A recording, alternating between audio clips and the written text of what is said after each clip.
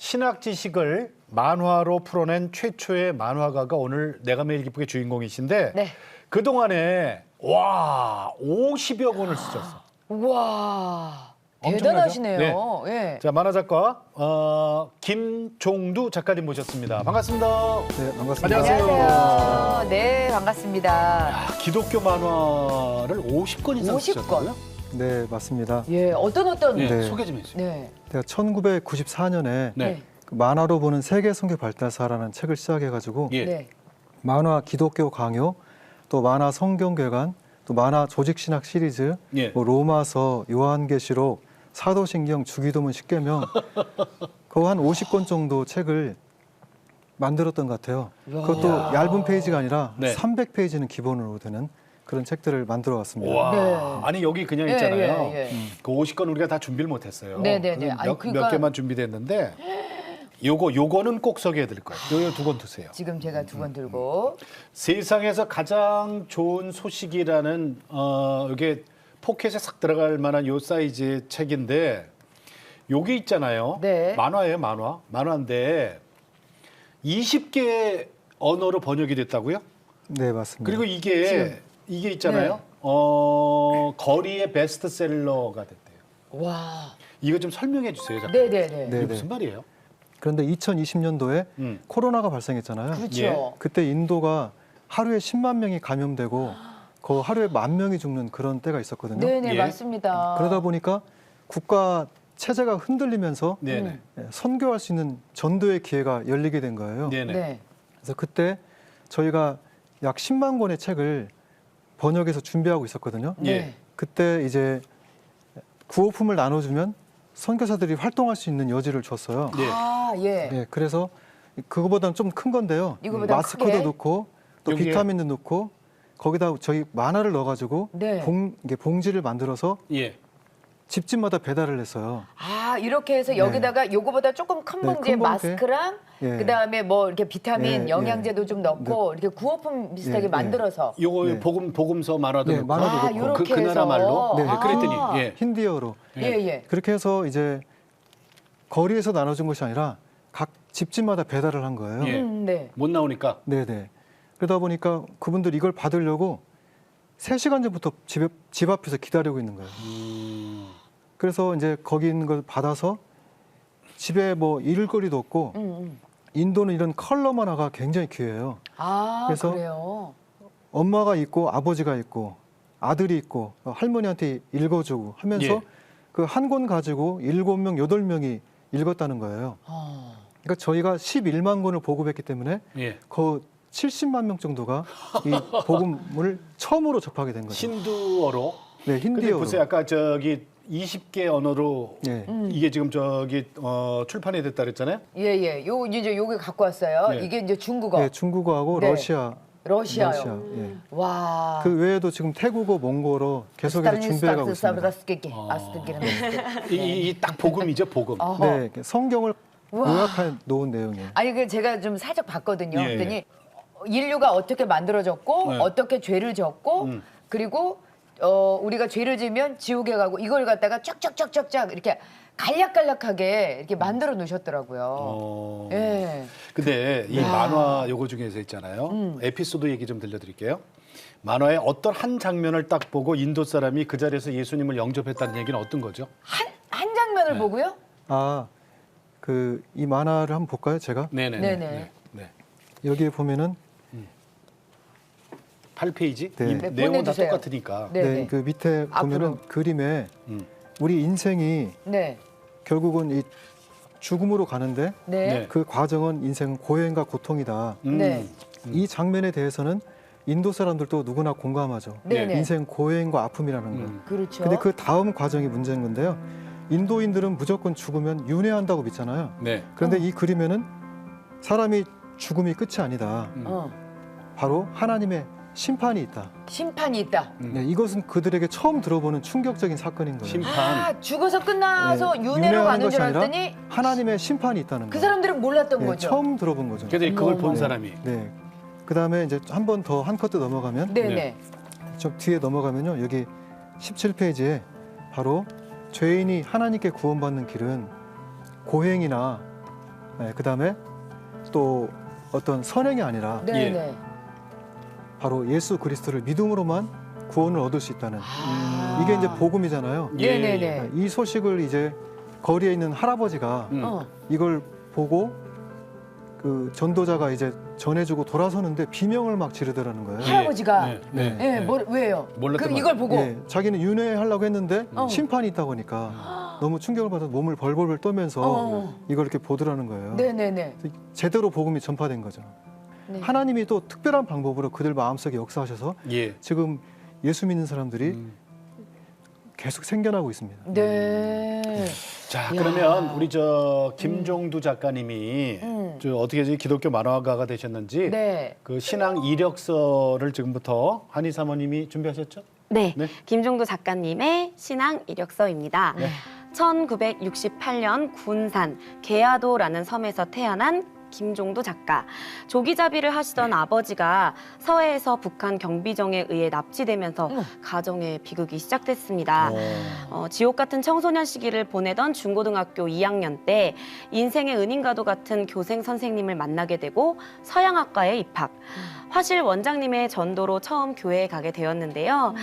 그곳에서 예수님을 만나고 인생의 방향과 목표가 완전히 달라지게 됩니다.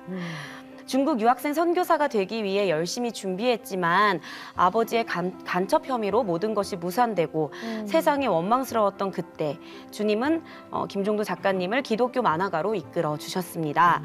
타국이 아닌 조국에서 만화를 통해 복음 전도자의 삶을 살길 원하셨던 하나님의 마음을 깨닫고 지난 27년간 50여 권의 기독교 만화를 그려온 김종도 작가님, 죽을 때까지 펜끝으로 복음을 전하는 것이 작가님의 사명입니다.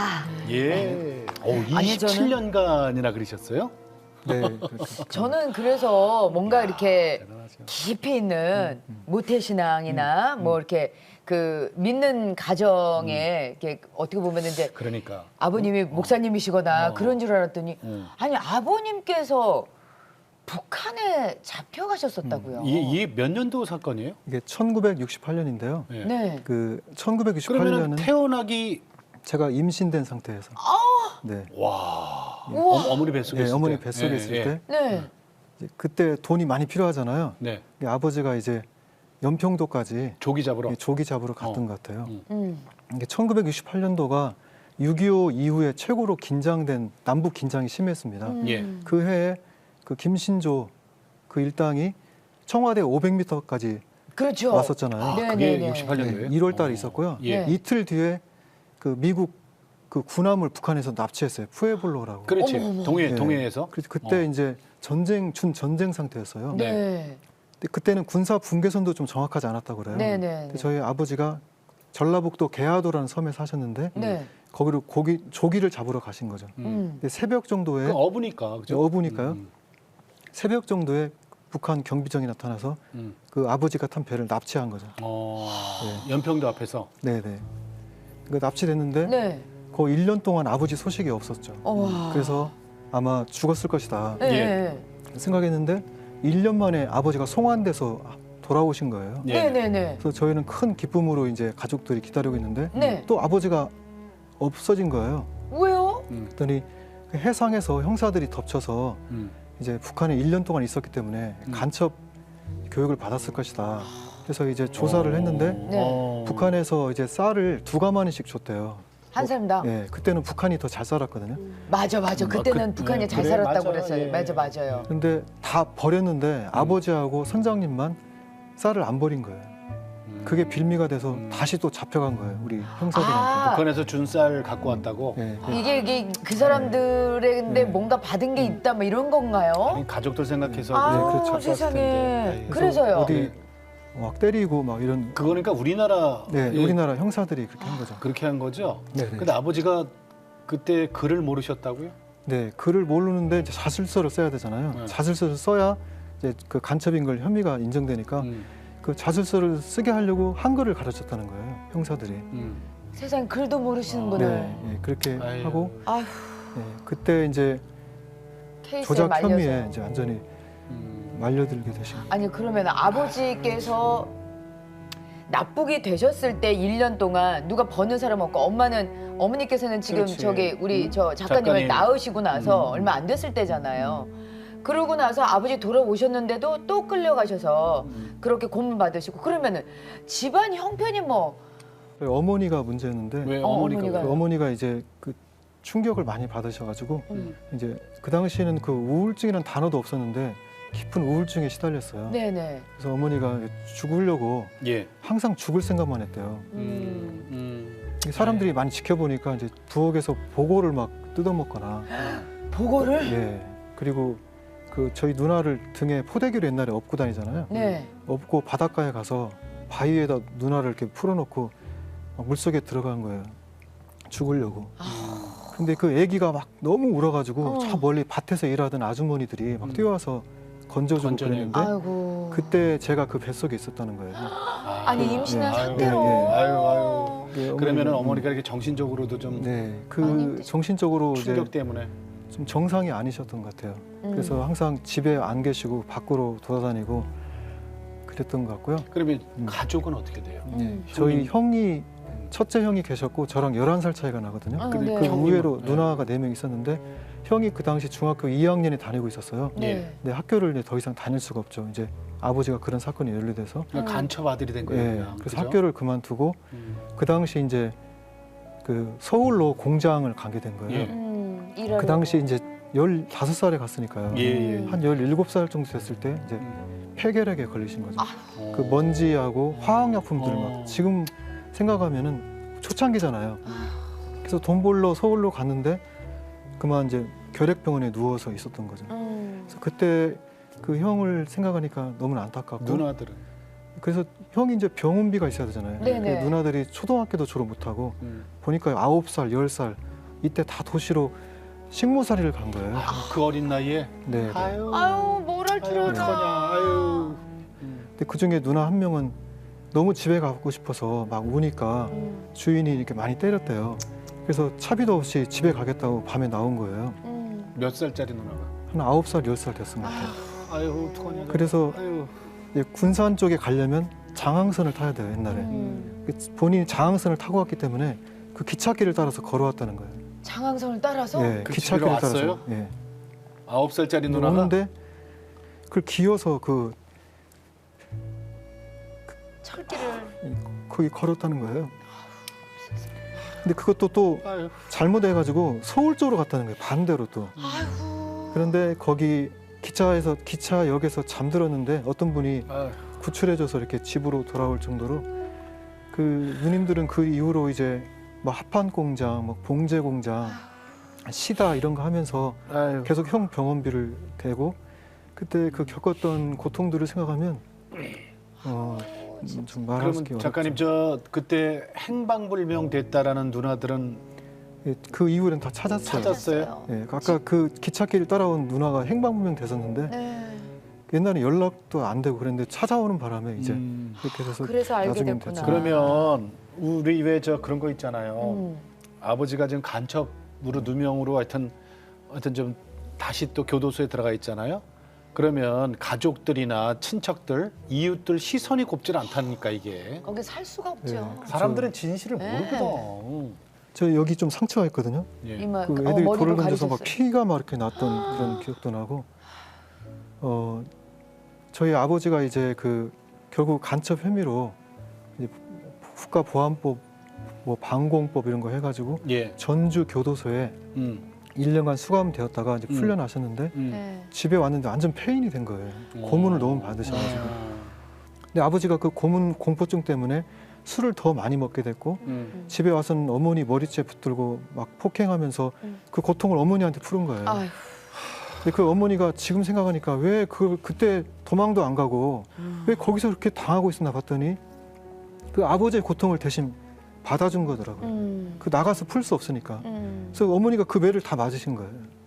그래서 아버지가 술 드시고는 우리가 막 어머니 붙잡고 산으로 다 피신했어요. 그 잠들 때까지. 그래서 아버지가 병원 오가다가 결국 제가 9살 때 예. 이제 고문 후유증으로 이제 세상을 떠나게 되셨죠. 네. 그 작가님 9살 때 네, 아버지가 고문 후유증으로. 네, 세상에. 이제 일찍 아니 근데 그때만 하더라도 가족들 중에서 누가 뭐 교회 다니거나 그런 사람은 아무도 없었어요? 지금 신앙에 네. 대한 얘기가 한 번도 안 네, 나왔거든요. 아무도 저희는 없었어요? 이제 바닷가에 살았으니까 네. 미신을 당산제 지내고 아. 뭐 바다 미신 섬기고 주로 그렇게 살아왔던 거죠. 자 그러던 집안이 전혀 관계 없었는데 그러다가 복음이, 이제- 복음이 어떻게 시작됐어요? 네. 저 형님이 이제 아파서 나으려고 몸부림치다가 이제 교회를 알게 된 거예요. 아까 그 형님께서 폐결에 걸린 형님. 형님이 네. 그래서 교회도 나가서 막 기도하면서 날 낫게 해달라고 우리 동생들 내가 먹여 살려야 되는데 막 울부짖어 기도하고 또 하늘산 기도원 같은 데 가서 막 부흥하면서 거기서 큰 은혜를 입으셔가지고 네. 형님이 처음으로 이제 예수님을 믿게 된 거예요. 아. 그래서 이제 병이 빨리 나아서 내가 가족들 살리고 우리 집안 예수 믿게 하려고 그 의욕은 넘쳤지만 예. 몸은 이미 이제 폐결핵이 너무 심해져서 네. 이제 24살 그 청춘의 나이에 이제 하나님 나라 가셨는데요. 아. 그 가시기 전에 저희 동생들이 너무나 눈에 밟힌 거예요. 어머니는 그러시지. 그렇겠죠. 그래서 저희 작은 아버지한테 의탁하려고 작은 아버지 오라고 했는데 그렇게 안 오셔가지고 죽었다고 전부를 쳤대요.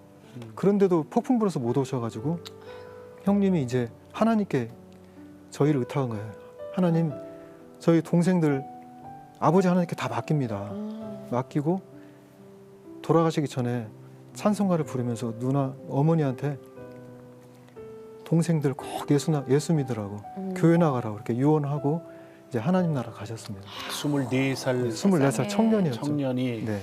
마지막 숨을 거두면서 그러면은 동생들 꼭 교회 교회 나가서 나가라고. 예수 믿으라고. 그러면은 그 유언을 어떻게 잘 따르셨어요? 근데 그때만 해도 저희 집안에 너무나 악한 영들이 가득했기 때문에 네.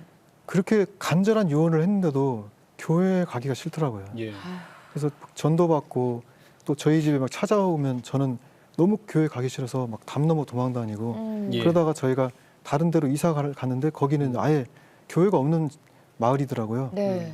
잘 됐다 하고 그때부터 또 이제 아예 형님 유언에도 불구하고 교회랑은 상관없는 삶을 계속 살게 된 거죠. 네. 그러니까 우리 작가님은 어렸을 때 이제 태어나기 전부터 본인의 의사, 본인의 생각하고는 전혀 관계없이 아버지가 납북돼서 북한 가서 고생해 또 1년 만에 송환돼서 우리나라에 와서 또 간첩 혐의로 또 고생. 그러니까 집안이 다 깨져버린 거예요, 그죠? 이 단란한 가정이라는 게 없어져 버린 거예요. 그 형님까지도 일찍 떠나시고. 그러니까 아버지가 없으니까 형 누나들이 생계 때문에 이러다가 다 병들어 이러다가 아직 자. 하나님도 지금 한 번도 얘기 안 했어요, 그죠? 자, 그러다가 도망 다니고 고등학교 2학년 때 예. 인생의 터닝 포인트가 되는 그러니까. 귀한 만남이 있습니다. 이게 왜냐하면 하나님이 예. 이게 또 만남을 허락하시거든요. 그러니까요. 어떤 만남이셨어요? 네, 고등학교 2학년이 됐는데 이제 교생 선생님이 미술 교생이 저희 반에 오셨더라고요. 네. 교생, 네, 교생 선생님인데요. 네. 선생님은 아니고 대학 네. 졸업반에 네, 그쵸. 실습 나온 선생님들. 네, 28살짜리 네. 좀 교생이 오셨어요. 네. 근데 저는 이제 사람에 관심이 없었기 때문에 계속 낙서만 하고 있었는데 어느 날 종례 시간에 종두가 누구야? 잠깐 남아볼래? 그러시더라고요. 남자 선생님이. 예, 남자 네. 선생님. 네. 그동안 애들이 제 이름을 거의 안 불렀거든요. 선생님이 종두 남아볼래 했을 때 지금도 그 생각이 나요. 저의 이름을 불러준 그 선생님. 네. 그래서 네, 남았어요. 남았는데 혹시 그림 그린 거 있으면 보여달라고 해서 마침 제가 그 낙서 노트가 있잖아요. 노트를 보여줬더니 물끄러미 보시면서 소질은 언젠가는 풀어야 돼. 너 한번 그림 공부 제대로 한번 해보지 않을래? 이렇게 물어보시더라고요. 근데 그분이 미술 선생님이에요. 예, 미술 교생. 미술 교생. 어머. 그리고 저를 미술실로 데려가서 네. 제 평생 처음으로 석고대상을 시작한 거죠. 네, 석고를 보면서 막 그림을 그려보라고 하시더라고요. 네. 근데 옆에서 또 똑같이 옆에서 그림을 같이 그려주시더라고요. 그리고 그림이 다 끝나니까 아이들을 모아놓고 한번 보라고 하면서 너희들이 먼저 미술을 시작했지만 이 종두가 너희들보다 그림을 더 잘 그렸다고 칭찬을 해주시더라고요. 우와. 칭찬. 오. 그때 그리고 기분이 어떠셨어요? 그때 저는 처음 칭찬을 받아본 것 같아요. 평생 처음으로. 숨어 지내고 그러다가 네네. 네, 교생이 한 달만 하잖아요. 그렇죠. 그 선생님이 학교로 돌아가게 된 거예요. 근데 선생님이 그럼 대학교 미술 실기실로 와라. 저녁에 끝나면 네네. 그래서 거기서 그림을 그리라고 해서 저는 갑자기 대학교 실기실 가서 저녁마다 그림을 그렸어요. 오. 그 주말에는 대학생들과 어울려서 짜장면도 먹고 그러니까 제 삶이 완전히 막 달라진 거예요. 우와, 그 선생님 덕분에. 네. 네, 네. 신났겠다. 그 정도만 줄 알았더니 선생님이 방학이 되니까 우리 서울에 가서 서울의 미술학원에서 그림을 배우고자. 그래서 서울에는 뭐 상상도 못했는데 제가 이제 서울에 올라가서 그 세련된 아이들 피부도 깨끗하고 그 막 있어 보이는 아이들 틈 있어 보이네요. 속에서 고급진 아이들. 제가 이제 어. 그 고개 숙이고 다녔던 애가 그 속에서 막 그 그림을 그린 거예요. 근데 그쪽 선생님이 또 저를 막 굉장히 그림 잘 그린다고 인정해주고 네네네. 또 거기 있는 화실 여학생들이 저를 굉장히 귀여워해주더라고요. 아니 어머. 그러면은 그 비용은 다 누가 냈어요? 그 선생님이 다 하신 거예요. 예? 방학 때 서울에 가서 그 그림 교, 그리는 거. 교생 선생님이. 그러니까 교생 선생님이 그거 다 됐어요. 네. 교생 선생님 그때 28살이라고 네. 했는데. 네. 아니 그분이 신앙이 있으셨던 거예요? 아, 하나님 믿지 않았어요. 네. 뭐 그런데도 세상에 아, 그렇게. 그분이 이제 크리스찬은 아니었어요? 아니셨어요. 그러다가 1년간 더 공부를 해가지고 네. 제가 이제 그 군산 대학에 네. 차석으로 합격은 했어요. 미술학과? 예, 했는데 근데 이제 학비가 약 장학금 받아가지고 한 20만 원 나왔는데 20만 원을 구할 수가 없었어요. 그래서 등록을 못했어요. 못 가셨어요? 그러니까 네, 부족한 제가- 게 20만 원이에요? 그 당시에? 예, 한 3분의 1은 장학금이고 3분의 1만 내면 되는데 아휴. 그 돈을 달라고 할 데가 없더라고요. 그래서 등록을 못하고 이제 공장에 가야 될 형편이 됐죠, 다시. 근데 선생님한테 도저히 등록 못했다고 말을 못 하겠더라고요. 네네. 그런데 이제 선생님한테 전화를 했더니 마침 선생님이 서울에 학원을 인수해가지고 학원을 하시고 계셨거든요. 네네. 저를 올라오라고 해서 이제 1년간 저를 재수를 시켜준 거예요. 재수까지? 예. 그래서 지금도 미술대 가려면 엄청 어렵잖아요. 어렵죠. 와. 근데 선생님이 학원비, 미술 재료비, 먹고 자는 비용, 재수 단과 학원 있죠? 네. 저 용돈까지 모든 것을 다 대주면서 아버지시네. 뒷바라지를 저를 해주신 거예요. 세상에. 아니 근데 그분은 왜 그렇게 하셨대요? 본인 앞가림하기도 어려운 때잖아요. 그럼요. 결혼하셨어요 그분? 결혼도 안 한 상태에서. 총각이. 저를 다시 대학 보내고 결혼하셨어요. 그러면 1년간 서울에서 재수했잖아요. 네네. 그 비용도 교생 선생님이 다 네. 대줬어요? 네네. 그리고 그러면 대학을 재수하고 갔어요? 그래서 제가 이제 홍대에 갈 실력이 좀 돼서 네. 홍대에 딱 원서를 썼는데 네. 네. 다닐 만한 형편이 안 되는 거예요, 이제는. 그래서 경제적으로? 예, 네. 도저히 안 되니까 장학금 받고 다녀야 된다 해서 그 원서를 찍고 음. 다시 전에 그 못 들어간 대학에 다시 간 거예요. 군산대학? 예. 네. 서영학과? 거기에- 네, 네. 근데 거기에 저로서는 거의- 너무나 또 한 번 좌절이었던 것 같아요. 아유. 그래서 그 선생님이 왜 나를 이렇게 도와줬을까? 그 아니 그분 지금 연락돼요? 여태까지? 사실은 35년 동안 네. 선생님을 찾아뵈지 못했어요. 왜 그때- 연락이 끊겼어요? 예, 그 이후에 그 이후로? 예, 연락이 그러다가 제가 못 찾았던 거죠. 어. 근데 그 TV 보면 TV는 사랑을 싣고라는 프로 있잖아요. 네. 네네. 그걸 볼 때마다 괴로운 거예요. 아. 선생님 찾아야 되는데 어. 그리고 집사람도 음. 여보 선생님 빨리 찾아야지. 또 저희 아이들도 아빠 선생님 언제 찾을 거야. 그 얘기를 그 스토리를 가족들은 다 알고 있어요. 네, 알고 있죠. 하셨겠지. 네. 이제 그래갖고요. 근데 드디어 몇 주 전에 선생님을 찾았어요. 몇 주 전에? 네. 몇 주 전에요? 네. 어떻게 찾으셨어요? 기적적인 방법으로 찾았어요. 어떻게요? 어디 계세요? 네, 제가 어떤 방송에 나갔었는데 네. 그때 그 아이들이 막 찾아줬어요 선생님을. 예, 예. 그래서 어머, 이제 어머. 선생님을 이제 35년 만에 이제 만나러 갔는데 학원 그만두시고 10년 전부터 산골에 들어가서 그 나무를 기르면서 살고 계시더라고요. 나무를 기르시면서. 그래서 이제 그분도 노인 되셨겠네. 근데 66살. 근데 참 노인이시- 놀라운 것은 저 형님 돌아가신 형님하고 나이가 똑같은 거예요. 그리고 그래요? 형님이 그렇게 기도했잖아요. 네. 하나님 보내신 천사였던 것 같아요. 그분이 대신. 하신 것 같네요. 형님 대신 역할을 하신 거잖아요. 만나셔서 네. 어떤 얘기 아니 그래서 하셨어요? 그 선생님을 만났어요? 네, 만났는데 어. 너무 가슴이 떨리고 누구하고 갔어요? 부인하고? 네, 집사람이랑 같이 갔어요. 네, 네, 그래 네, 잘하셨네. 네. 갔더니 마치 부모님이 그 시골에 자녀들이 올 때 맞아주는 것처럼 예. 이렇게 맞아주셨는데 음, 그 저희 집사람이 음, 산상 음악회를 준비해 갔어요. 음, 음악 하시는 예, 분이세요? 찬양을 좀 하거든요. 음. 아. 우리 사모님처럼 못하지만 그래서 선생님이 제일 젊었을 때 불렀던 새노야라는 노래 그거 하는 거하고 새노야. 예, 그걸 옛날에 자꾸 부르시더라고요. 그래서 그 노래를 준비하고 또 제가 자작곡 그 꽃이 되고 싶었다는 노래가 있어요. 그 저는 꽃이 되고 싶었지만 하나님은 나를 열매로 만들었다는 그런 제가 그 만든 노래가 있는데 그 노래를 준비해서 선생님만을 위해서 음악회를 열었어요. 네. 산속에서. 예, 네. 그 새노야를 불러줬더니 그 옛날 생각도 나고 너무 했고 그 제 자작곡을 불러주니까 선생님이 막 우시면서 정두야 너 너무 그동안 힘들었지? 하면서 저를 이렇게 안아주시더라고요. 그동안 선생님이 안아주고 그런 너무 멀리 계셨는데 저를 이렇게 안아주시는데 그때 너무나 큰 감동이었고 선생님 너무 고맙습니다. 제가 앞으로 자주 찾아뵙고 예. 감사하고 또 앞으로 좋은 친구가 되어드리겠습니다. 그러니 그래 자주 오라고 하면서 그 선생님과 이제 그 관계가 그 열리게 됐고 그거 궁금하지 않으셨어요? 선생님 왜 저한테 그렇게 잘해주셨어요? 그러니까. 네. 네, 그 얘기 형편도 물어보셨어요? 네, 그걸 이제 저희 집사람이 물어본 거예요. 선생님, 그때 28살 나이면 본인도 힘들었을 텐데 그럼. 어떻게 그 17살짜리 가족 아유. 친척도 아닌데 그렇게 도울 수 있었어 했더니 선생님이 그러는 거예요. 하나님이 하셨지 그러시더라고요. 하나님이 네. 그 얘기를 해요? 네. 그건 신앙 없으시다고 하셨죠? 신앙이 없으신데 저의 스토리를 보고 하나님이 하셨지. 그 말씀을 듣는 순간 제가 하고 싶은 말했는데 그분이 그렇게 말씀하시는 순간 네. 하나님이 선생님 찾으시는구나. 그래서 앞으로는 제가 선생님의 그 영혼의 그럼요. 동반자가 돼서 이제 그렇게 하려고 아멘. 지금 많이 기도하고 또 있습니다. 꼭 그렇게 하셔야 돼. 네. 빚진 건 갚아야 되는 거예요. 네.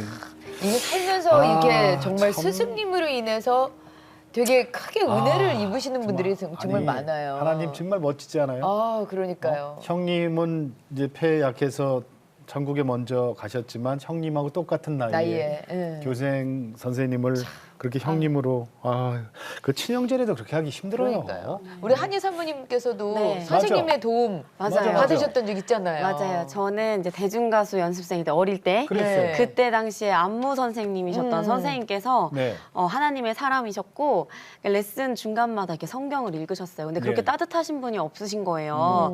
그래서 제가 이제 옆에 다가가가지고 뭘 보시나 이렇게 하면서 봤더니 그게 이제 성경이었고 저도 자연스럽게 접하게 되면서 교회에 나가게 된 거였거든요. 그러니까요. 그러니 네. 오늘날 네. 저기 또 개척교회 사모까지 되시고 네, 찬양 사역자로 네. 하나님께 영광 돌리는 사람 됐고 네. 그러니까 얼마나 감사해요. 얼마나 감사해.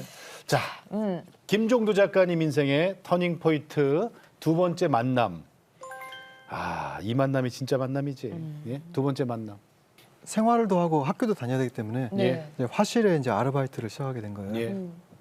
그래서 화실에서 먹고 자면서 이렇게 학교를 다니려고 했는데 그 화실이 그 너무 춥더라고요. 연탄불이 꺼져가지고 그때는 그 라면 먹고 연탄불 꺼진 방에서 자고 하니까 아이고, 너무 힘들어가지고 밤 11시만 되면 너무나 이 밤을 어떻게 보낼 것인가. 너무 추워서. 고통스러웠어요. 추워서.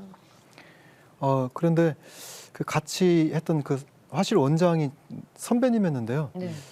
그분이 이제 6개월 전에 예수님 믿어가지고 가슴이 뜨거운 상태에 있었어요. 그래서 제가 잘못 들어간 것 같더라고요. 너무 보는 사람마다 전도하려고 하셔가지고 저는 이제 그쪽이랑 상관이 없었는데 그러더니 제가 춥다고 그러니까 교회 가면 따뜻하다. 우리 교회 가서 오늘 밤 보내보자 그러시더라고요.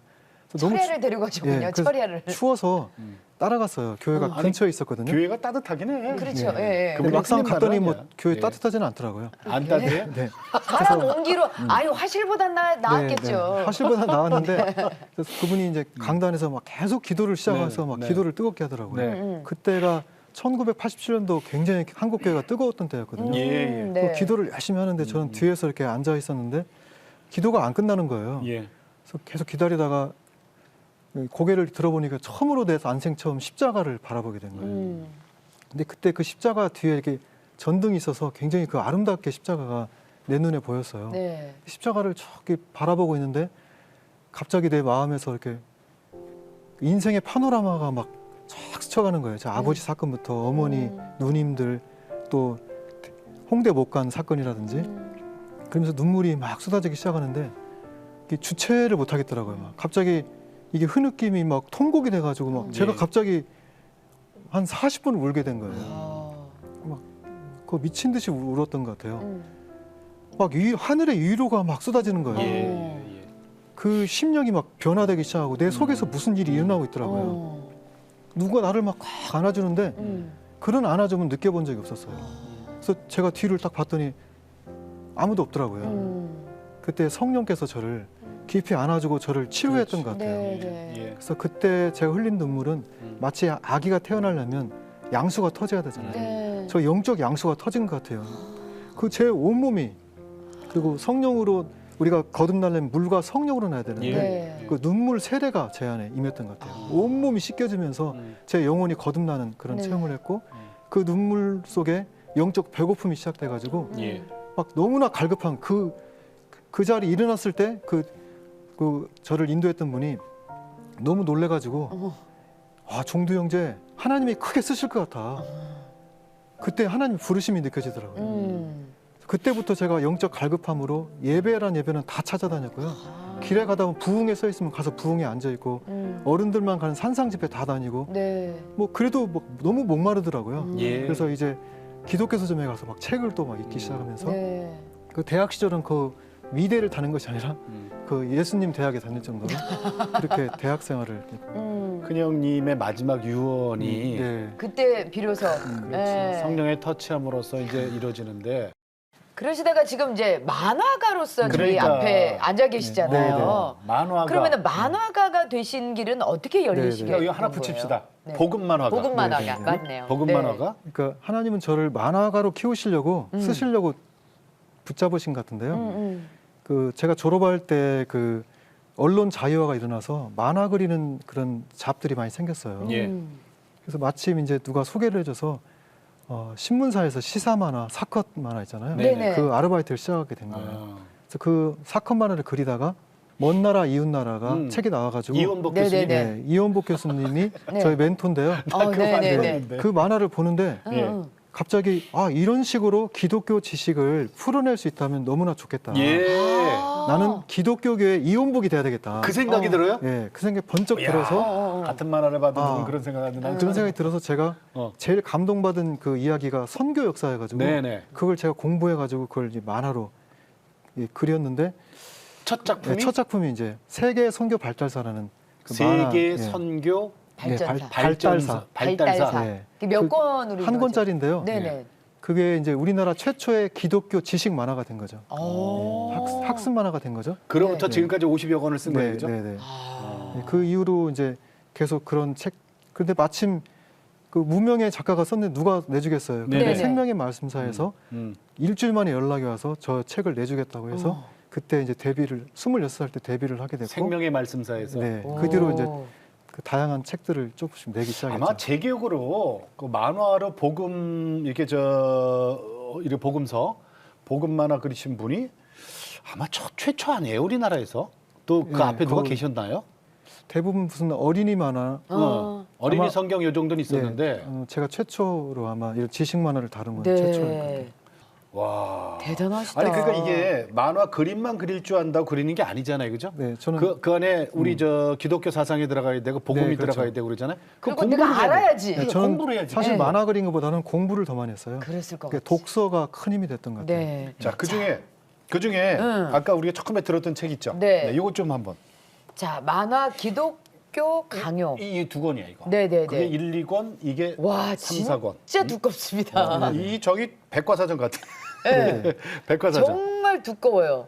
이거를 가장 그 뭐라 그럴까? 우리 김정두 작가님이 꼽아준 네. 책이에요. 애착이 가는 애착이. 책. 왜 그래요, 이 책? 이게 기독교 네. 강요가? 첫째로는 네. 저의 성경과 신학을 이해하는 데 큰 도움이 됐고요. 네. 네. 두 번째는 제가 이 책 그리는데 제 목숨을 걸었어요. 몇 년 걸렸어요, 이거 나오는데? 5년 걸렸습니다. 그리고 세 번째로 제가 하루에 15시간씩 그렸어요. 앉아서? 예, 2년 책 읽고 3년 그렸던 것 같아요. 우리는 책 한 권 읽으려면 한 반나절이면 되잖아요. 네. 네. 저 이 책을 5년간 읽었습니다. 그 5년간 이 책을 읽었어요. 그러니까 이 책을 만들 수 있었죠. 이야.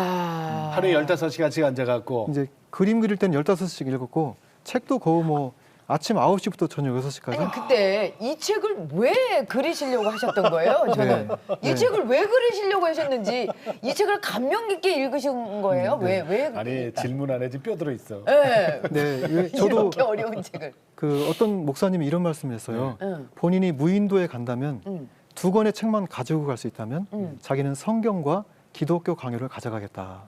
그걸 제가 딱 듣는 순간 네. 예. 저도 똑같은 생각했어요. 무슨 이 책이 그렇게 중요하길래 네네. 무인도까지 가져갈 책인가. 해서 제가 당장 서점에 가서 네. 이 책을 구입했더니 네. 굉장히 두껍더라고요. 일단 어.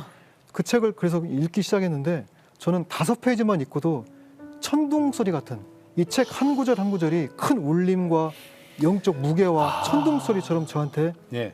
이 책이 다가와서 음. 이 책이 제 BC와 AD를 가를 정도의 책이 된 거예요. 우와. 제 인생을 바꾼 책이 됐어요. BC와 네. AD를 가를 정도로. 그래서 우리가 어떤 사람을 만나도 큰 은혜가 되지만 네네. 이 저자 한 사람을 만나는 것이 예. 저는 더 인생을 바꿨던 것 같아요. 이거 언제 나왔어요? 근데 이 책은? 이게 2005년 겨울에 나왔던 것 같아요. 2005년? 예, 지금 벌써 그럼 16년 16년 전의 책이에요. 16년 됐어요 네. 벌써? 근데 지금도 팔리고 있는 아니 책입니다. 근데 이 책이 베스트셀러가 됐어요. 네네. 기독교 쪽에서는. 네. 네. 이것밖에 없으니까 베스트셀러지. 그러니까는 그 스토리도 좀 얘기해 네. 주세요. 그래서 제가 네. 그 4년 동안 만들었잖아요, 책을요. 네. 그 책을 만들어서 이 원고를 파일에 하나씩 넣다 보니까 이만큼 되더라고요, 원고가. 자꾸 그 옷가방 같은 거 있잖아요. 큰 걸 네. 담아가지고 트렁크 같은데. 기차에 싣고 서울로 갔어요. 생명의 말씀사를. 네. 갔는데 입구에서 잡상인 오지 말라고 무슨 옷 팔러 온 줄 알고 이게 원고라니까 믿어지지 않는 거죠. 그 파일에 넣으니까 네. 이렇게 된 거잖아요. 네.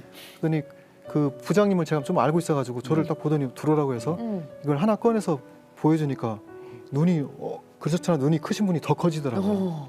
이 신학책을 어떻게 만화로 만들어 왔는가. 너무 놀래가지고 이거 하나만 가져오지 어떻게 다 가져왔냐고. 저는 다 안 가져가면 안 내줄 줄 알고. 그래서 이 책을 이제 출판사에서 1년간 검증을 했어요. 그러겠죠. 감수를 그러겠죠. 해야지, 당연히. 네. 해서 아니 그분들도 네. 공부하셨어야 그러니까요. 되겠네. 엄청 해서 이걸 책을 냈는데 네. 이 책이 이제 지금 오늘 보니까 45세를 찍었더라고요.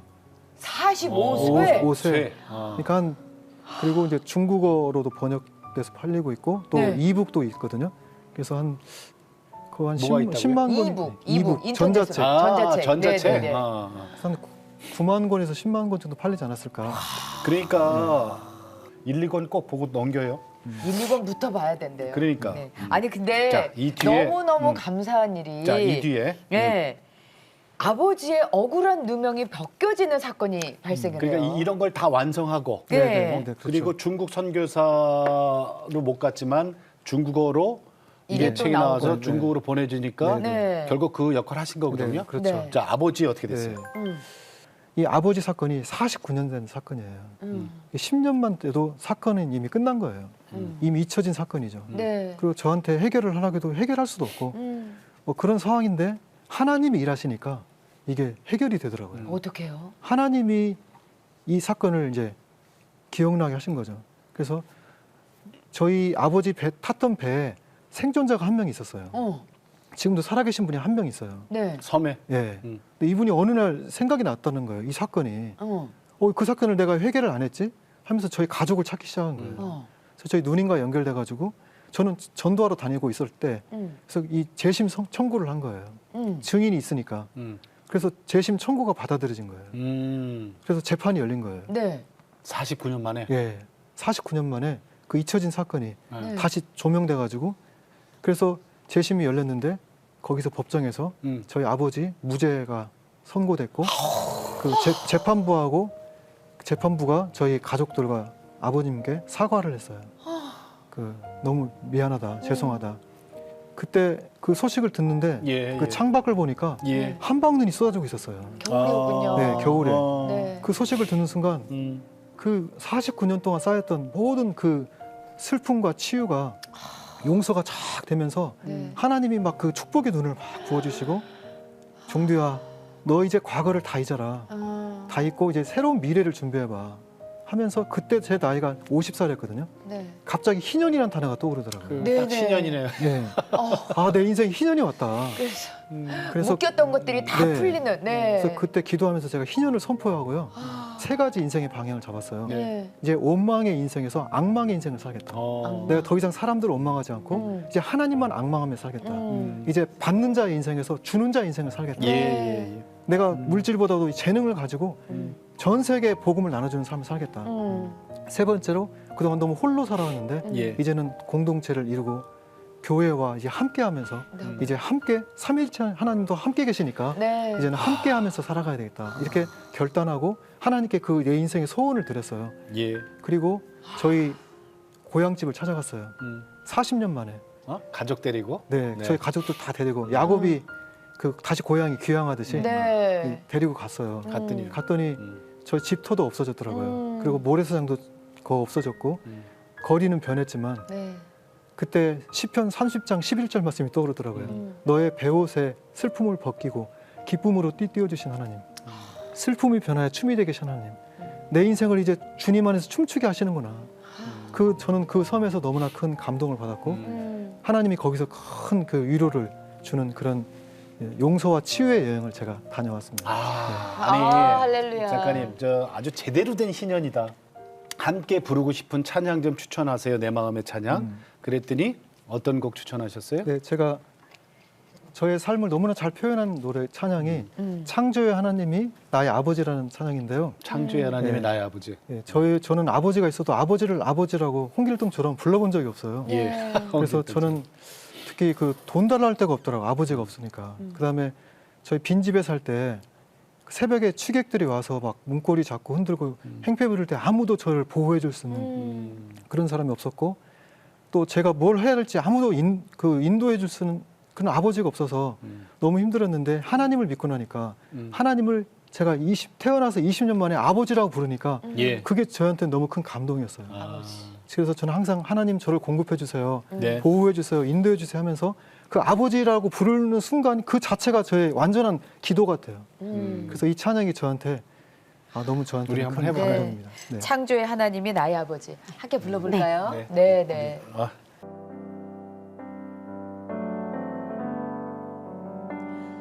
언제나 강물 같은 주의 은혜로 내 영혼 새롭게 빛는 창조의 하나님이 나의 아버지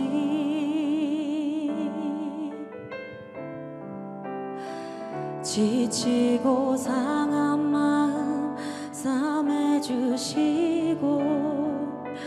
품 안에 안아주시는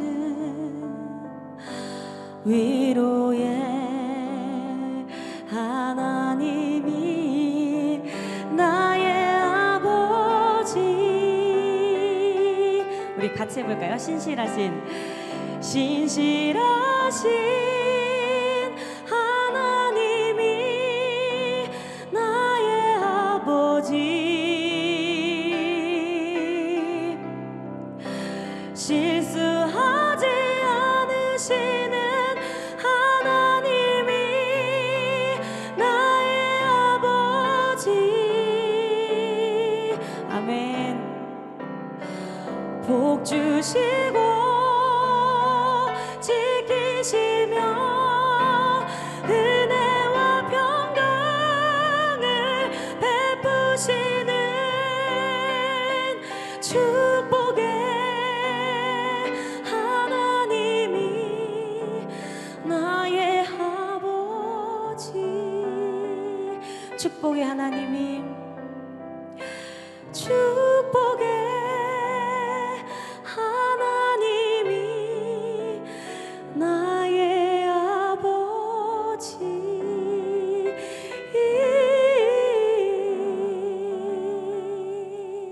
아멘. 네. 아멘. 아, 아버지라 부를 수 없는 홍길동처럼이라 그러셨거든요 아까. 네. 이제는 아버지 많이 부르시죠? 네, 날마다 부릅니다. 이제 비전과 하나님이 주신 비전 그리고 이제 기도 제목 나눌게요. 네, 첫째로는 인도에서 시작된 이 전도 만화를 네. 지금 스리랑카로 또 확장되고 있고 네. 또 네팔로 확장되고 있어요. 네. 그래서 이제 전 세계로 이 복음 전도 만화 영역을 네. 확장해가는 것이 첫 번째 기도 제목이고요. 네. 두 번째는 좀 캄보디아의 웹툰 스쿨을 준비하고 있는데요. 네. 아, 그래요? 이제 캄보디아에? 예, 네. 현지 기독교 작가를 양성해서 그들의 정서 언어로 음. 그 복음 만화를 그리게 하는 현지 기독교 작가를 양성하는 것이 저희의 기도 제목입니다. 그것을 이제 그러시군요. 캄보디아에서 한번 첫 실현하려고 그렇게 하고 있고요. 지금은 코로나 때문에 일단은 좀 스탑됐겠지만 저희는 온라인으로 교육합니다. 온라인으로요? 아, 그래요? 네. 온라인으로? 온라인으로 만화 가르칩니다. 이야, 그것도 아이디어네. 정말 좋네요. 네, 스마트 이야. 웹툰 스쿨이라고요. 네. 네. 그 배우는 사람 많습니까? 한 100여 명이 준비되어 있어요. 100여 명이나 돼요? 네. 우와. 캄보디아에서? 100명에서 200명 정도? 네. 네. 그래서 내년부터 시작하려고 지금 네, 준비하고 네. 있고요. 그게 뭐 그림만 그릴 줄 아는 재주가 있다고 되는 건 아니잖아요. 네. 복음을 복음이 들어가야 알아야 되고 되니까. 네. 그림이 들어가고 네, 야. 네. 그다음에 세 번째는 네. 저희 디지털 네이티브 10대들을 위해서 네. 복음이 담긴 디지털 콘텐츠들을 예. 지금 개발하려고 개발 중에 있고요. 네. 지금 10대 부흥이 있어야 우리 한국 교회가 살기 때문에 그럼요. 그렇죠. 저희 10대들을 위해서 많이 투자해야 됩니다. 또 그들을 위해 기도하고 음. 그들의 언어로 된 그들에게 맞는 콘텐츠들을 예. 개발해야 되기 때문에 제가 지금 최고로 거기에 힘을 많이 쏟고 있어요. 네. 네 번째는 드론으로 복음 전도를 하고 싶어요. 드론. 네, 드론으로. 여러분 그 평창 올림픽 보셨죠? 네. 네네네, 봤죠. 저는 밤하늘에 드론으로 만화를 그려서 또 복음 만화를 그려서 저희 전도하는 뭐 나중에 평양에서 할 수도 있잖아요. 또 그런 외국에서도 또 복음 전도 안 되는 하늘에서 예. 하늘 봤더니 막 거기에 복음 만화가 그려져 있고 그렇죠. 또 그런 어떤 꿈을 가졌는데 이 꿈은 제가 가진 건 아니고 네. 어떤 분이 저한테 꿈을 심어주셨어요. 아이디어를 도와주겠다고 주시면서. 하게 도와주겠다고. 드론으로 해요. 네, 그래서 우리나라가 드론 강국이에요. 그렇죠. 10대들 중에 드론 아주 잘하는 애들 많아요. 그 중에 예수 믿는 아이들도 있어요. 예. 그래서 그런 아이들과 함께 네. 이제 드론 복음 전도를 하는 게 제 또 소망에서 옛날에는 바닷가에서 모래성에 그림을 그렸다면 네, 이제 하늘에다가. 이제는 하늘에다가 하나님의 창조 세계에 복음 만화를 그린 것이 저의 소망입니다. 아니, 지금 생각만 해도 막 가슴 뛰어요. 지금 김종두 작가님 맨 처음에 나오셨을 때 약간 얼굴이 조금 어두우셨어요. 그래 시선을 어디다 두실지도 모르고 되게 좀 그러셨는데 지금 이제 기도 제목과 비전을 말씀하시니까 얼굴이 그냥 그 왜 어린아이들이 아빠 내가 크면요 이렇게 될 거예요 꿈을 얘기하듯이 뭔가 그걸 갖다가 저희한테 막 알려주시는데 어우 막 이게 빛이 나시네요. 드론으로 하늘에다가 복음 만화를 그린다. 이야, 이건 처음 듣는 얘기지만 이거 생각만 해도 정말 상상만 해도 막 가슴이 뜁니다. 아니 하늘에 막 천지창조가 쫙 그러니까요. 드론으로 막 펼쳐진다고 생각해 보세요. 하나님의 손이 내려오고 네. 인간의 손이 이렇게 붙잡면서 그러니까. 거기서 하나님 말씀이 선포될 때 이게 이미 아마 감동이 계획이 다 있으시군요. 다 있습니다. 아니, 네. 한희 사모님 상상이 돼요? 아, 너무 멋있을 것 같아요. 네. 그러죠? 네. 그 이거는- 가운데에서 한희 사모가 이제 찬양하는 어, 거예요. 너무 우리끼리만 아는 너무 좋아요. 비밀. 네, 네. 우리끼리만 아는 비밀. 뭐 방송 다 나갔는데. 그런가? 네. 자, 고맙습니다. 김종두 복음 만화 작가님 네. 오늘 아주 깊은 은혜 받았습니다. 네. 인사 나눌게요. 나와주셔서 네, 감사합니다. 고맙습니다. 네, 감사합니다. 네. 네. 자, 어린 시절에 정말 우리가 좀 불우한 시절 얘기들 많이 하시잖아요. 근데 네. 이 정도까지는 아니었어요. 정말요. 어? 아버지께서 정말 그 소위 말하는 해보지도 않은 간첩의 일을 했다고 억울하게 그러니까 누명 우리가 쓰시고 사셨고. 이런 시대에 살았어, 사실은. 참. 근데 이런 시대에 살았어요. 정말 하나님 붙드니까 사실은 추워서 찾아간 선배의 교회에서 만난 하나님으로 인해서 인생이 그렇게 바뀐 뒤에 그럼. 정말 하나님께서 차곡차곡 예비하신 그 길로 중국에 선교사로 가고자 했던 그 모든 것들도 좌절됐지만 책으로 선교하고 계시는 그것도 중국 땅 한 나라가 아니라 여러 나라에 지금 지금 20개 나라 언어로 번역이 되고. 그러니까요. 이런 선교사가 어디 계세요? 그럼. 예. 예. 지금 고통 속에 계시거나 좌절하거나 그리고 좌절하거나 환경이 어렵거나 하시는 우리 청소년들 아니면 좀 많은 분들 있잖아요. 근데 네. 아니에요. 저기 끝난 게 아니라니까요. 그쵸? 네. 그죠? 끝난 게 그럼요. 아니에요. 왜냐하면 주님은 살아계시기 때문에 아멘. 누가 주님 손 붙드냐가 그게 결판납니다. 맞습니다. 예. 네. 자, 오늘도 주님과 함께 CTS와 함께 평안하게 보내시고 저희는 다음 시간에 다시 뵙겠습니다. 안녕히 계십시오. 이 프로그램은 동역자님의 복음의 트리 선교 후원으로 제작되었습니다. 선교는 사명, 후원은 동역. 당신도 복음을 전할 수 있습니다.